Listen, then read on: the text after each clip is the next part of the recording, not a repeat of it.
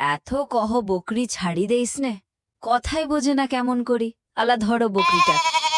School যাবারও তো সময় হয়ে গেল। সারাদিন এই বকরিক দেখতে যায়। এখন কি করো আলা কও? আয় আয় আয়, যাস নে। ওর আর ভালো লাগে না। আইজ তোকে দেখিই ছাড়িম তুই কত দূর পালাবো। একবার খালি ধরো আগত, তারপর মজাটা দেখাইম।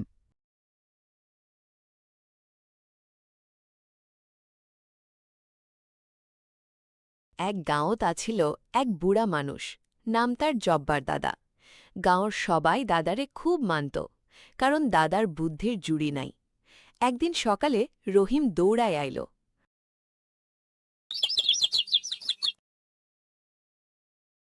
দাদা, বড় বিপদ হইছে।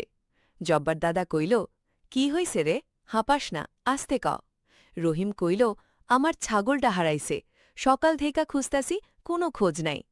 দাদা একটু হাসি দিয়া কইল, তুই শেষ কই দেখছিস? নদীর পাড়ে ঘাস খাইতেছিল। দাদা কইল, চল নদীর পাড়ে যাই।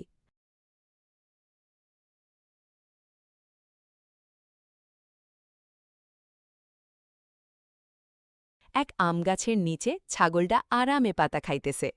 রহিম খুশিতে কইল, দাদা, আপনি না থাকলে আইজ আর ছাগল পাইতাম না। দাদা মুচকি হাসি দিয়া কইল, বাপ, সমস্যা এলে আগে মাথা ঠান্ডা রাখবি।